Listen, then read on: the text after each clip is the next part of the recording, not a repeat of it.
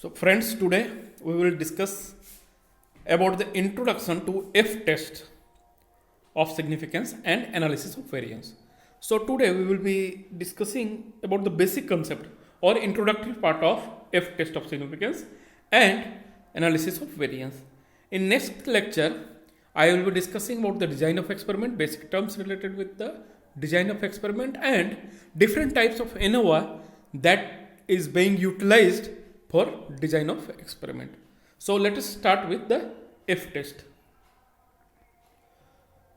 So this F test is also known as variance ratio test. Why? Because here we are testing the ratio of variances. That is why it is known as variance ratio test. And this F test is named so in the honor of a famous statistician, R.F. Fisher. This is the picture of R.F. Fisher, you can see. And rightly, he is considered as a father of modern statistics as well as father of experimental designs, because based on this variance ratio test, design of experiment was made possible. The main aim of this F test is to know whether two samples drawn from normal population is having same variance. So what we are doing with the F test, we are determining whether these two samples are having equal variance or different variance, or this sample is having same variance as that of the population. So for that we are calculating variance ratio, as in the next slide we will see how this variance ratio appears. So this is the F ratio, that is variance ratio. What is variance ratio? Is the variance of sample 1 divided by variance of sample 2. So here you can see the condition is that the larger variance will always be divided by the smaller estimate of the variance. So whenever you are writing variance, you have to be careful that larger estimate of variance should be divided with the smaller estimate of variance. So here you can see, the formula of variance. So variance 1, this formula we have already studied when we were studying measures of dispersion. So and this is the variance of second sample. So now you can think that this variance, when I was discussing about the variance in measures of dispersion, at that time also I told you that important measures of dispersion is the variance and standard deviation. And whenever in many of the tests or design of experiment and many other statistical tests, you will see the variance is being extensively utilized. That is why the concept of variance should be very clear to you. Now it should be noted that the sample 1 variance is always larger estimate of the variance. That we have already seen that larger estimate of variance should always be divided with the smaller estimate of the variance. But here the important point is that there are two degrees of freedom. The degree of freedom for first sample, it is n1 minus 1. That is degree of freedom for sample having higher variance. And n2 minus 1 is the degree of freedom of sample having smaller variance. So there are two degrees of freedom in F test. So that is why interpretation of this F test result is different, or consulting F distribution table is different than what we were seeing in T distribution table. So how it works? The calculated value of F is compared with tabulated value of F. So you have to consult F distribution table at desired level of significance, either 5% or 1% or whatever percentage that you have decided, at n1 minus 1 and n2 minus 1 degree of freedom. So that means you have to consider 2 degree of freedom and level of significance. So these three components you have to consider when you are looking for the table value of F distribution table. Okay, and the interpretation will be same. If the calculated value is greater than tabulated value, you have to reject the null hypothesis, or vice versa. So this is the property of F distribution, or the way we are consulting table, or we are seeing the tabulated value. Now what are the assumptions for F test? So F test is based on three assumptions.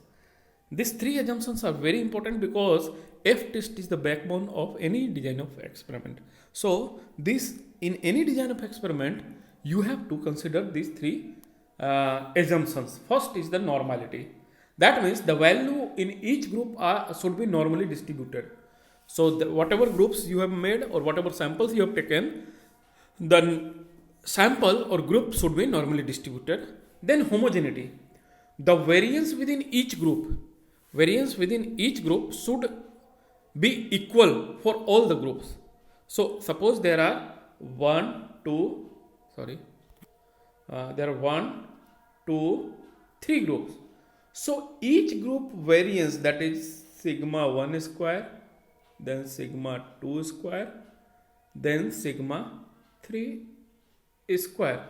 Sigma 3 square. These three variances should be equal. It should be equal. That means sigma 1 square, sigma 2 square up to sigma c square, it should be equal. This assumption is needed in case of pooled variances within the group into a single within group source of variance. Why it is important? Because the within group variance is very important when we are designing our experiment, because within group of variance is constituting error variance, and error variance is very important when we are designing our experiments. So this will be more clear when I will be discussing about the design of experiment. Here you have to know that homogeneity is the second assumption of F test. That means the sample or whatever groups that you have made should have equal variances. Another important factor is the independence of errors. That means errors should be independent. Why? How? The error. What is error? Error is the variance of each value around its own group mean. So just see, suppose this is the 3 group, and this is the first group mean is x1 bar. Suppose this is the x1 bar is group mean for first. So this is first value, second value, third value. So x1 x bar minus first value, or first value minus x bar, second value minus x bar, and third value minus x bar.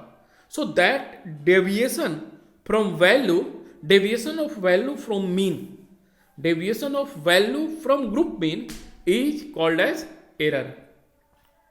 So whatever values you are having, you will get that many times error. Suppose the mean is 6. And your value is 10. So 10 minus 6 is equal to 4. Then next value, suppose it is 5. So 5 minus 6 is equal to minus 1. So these are the errors. So what it is telling, that errors should be independent. That means errors should not affect each other. They should be independent.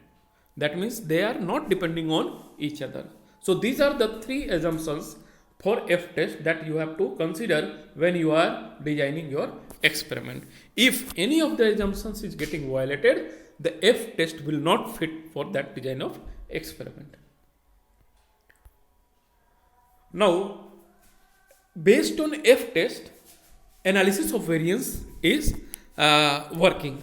That means the basic statistics behind analysis of variance is F statistics. So how this analysis of variance is working? This analysis of variance is often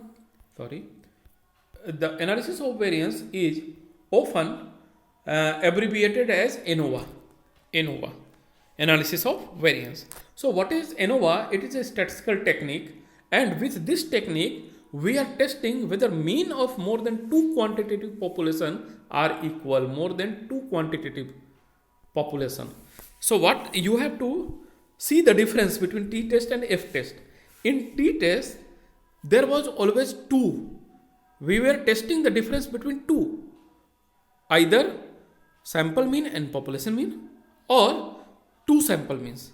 But here, in case of ANOVA, analysis of variance, here it is telling that we are comparing or we are testing whether means of more than two quantitative population are equal. That means with analysis of variance, we are testing more than two samples. Then this ANOVA, it was it was based on the principle of F test. That is why it is developed by R.F. Fisher, and it is a technique for classifying and cross classifying the statistical result. So whatever statistical result you are getting, this is the technique by ANOVA. You are classifying and cross classifying the results into different components. So how this classification and cross classification is working, we will be discussing in next lecture when I will be discussing about design of experiment. So now when you classified and cross classify the statistical result, you have to test whether the means of a specified class differ significantly. Now you have to test whether means of a specified class differs significantly. If a particular class differs significantly from other class, if a particular component is differing significantly from other components, then we can determine whether the given classification is important in affecting the result. That means a particular component is affecting the result. So if it is affecting the result, that means that is a very important component, and we have to look into the results, or we have to interpret our results accordingly. Okay. Then next here, now you can summarize that in analysis of variance, we are partitioning the total variance. We are partitioning the total variance into sources or causes of variation. That means we are finding the reason why a particular variances are coming from what source, or what are the causes of variance. Suppose there is a milk production. We are having milk production data of 10 animals. So one animal is having 10 liter, another 11 liter, another 12 liter, another 13 liter, or 5 liter. So there are variation in the milk production. So now we have to look what are the factors that is affecting milk production, or what are the causes of variation, what are the sources of variation, whether it is feed, or whether it is temperature, or whether it is management condition of the farm. So these sources we have to identify, and then we have to identify the important source. There may be many factors which affect milk production, but what is the important one that we have to identify by this analysis of variance. So ANOVA was originated in agricultural research. Initially, ANOVA was originated in agricultural research. That is why most of the terms that we are utilizing in design of experiment is related to agricultural fields. For example, I have written to the treatment blocks. Treatment in agriculture, we means farmer used to put some treatment like chemicals or fertilizers or some medicines. Like this another term, blocks. Blocks mean the farmer field is divided into two parts or three parts, different blocks. So that blocks is coming from that agriculture field. But in next class I will be discussing about design of experiment, and there I will tell how this treatment and blocks can be used in veterinary science, or how this treatment or blocks can be utilized for experimentation with the animals. Now it should be another important point is that it should be kept in mind that ANOVA test is not for its ultimate purpose of testing significance of two sample variances. So as name suggests, analysis of variance, but practically it is slightly different. Our purpose is not to know whether the variances are different or not, but rather it is designed in such a way that variances that are being compared are different only if the means under consideration are not homogeneous. So what we are getting, we are testing the variance, and we are of belief that variances are different because the means are different. So these tests are designed in such a way that it is telling that if variances are different, that means are different. That is why this analysis of variance is used for comparing means. So but the difference, I have already told you, the difference is that the t-test is comparing only either two samples or sample and population mean, but analysis of variance is comparing more than two samples. That is the basic difference between the analysis of variance and t-test or z-test. So with this I am ending this class today. In next class I will be discussing about the design of experiment. Thank you.